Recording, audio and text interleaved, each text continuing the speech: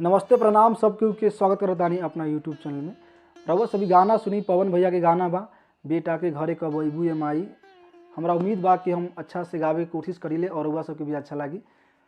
दिल के दिया नेह के बाती दीने रात जराइला, असरा में बिछल बा अखिया कहिए से बोलाइला। दिल के दिया नेह के बाती दीने रात जराइला, असरा में बिछल बा अखिया कहिए से बोलाइला।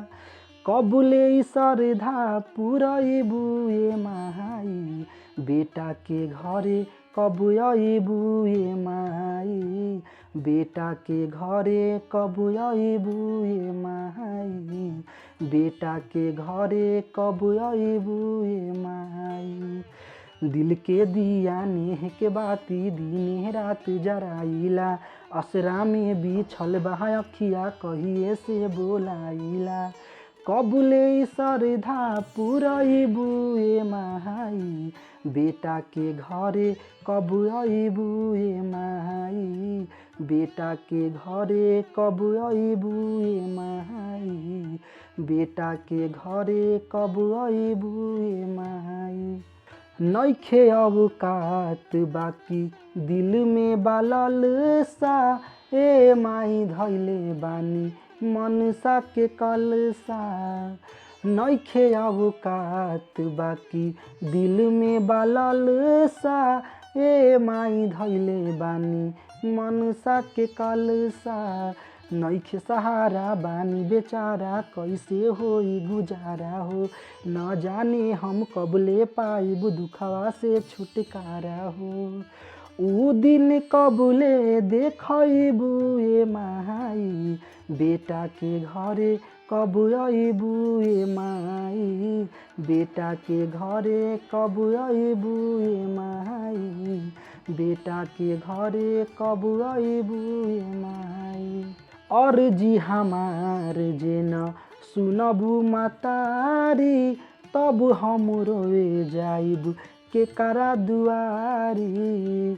और जी हमार जे न सुनबू मतारी, तब हम रोए जाइब के करा दुआरी।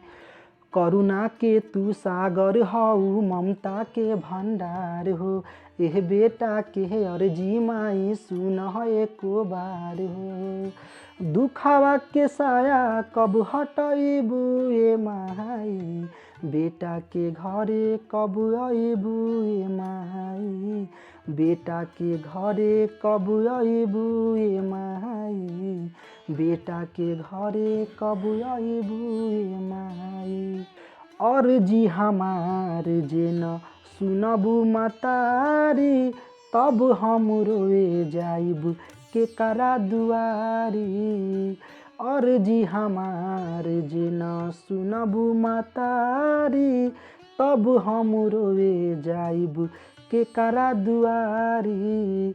नेह के डोरी तूरा जन न दिल पत्थर से तोपा हो, रोवत बिलखत बेटा के आँचर से लोरावा पोछा हो। हमारा के कब अपनइबू ए माई, बेटा के घरे कब अइबू ए माई।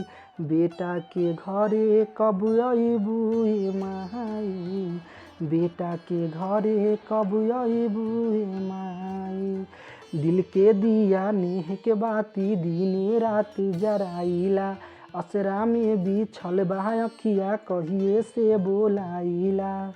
कबुले सरधा पुरइबू ए माई, बेटा के घरे कब अइबू ए माई।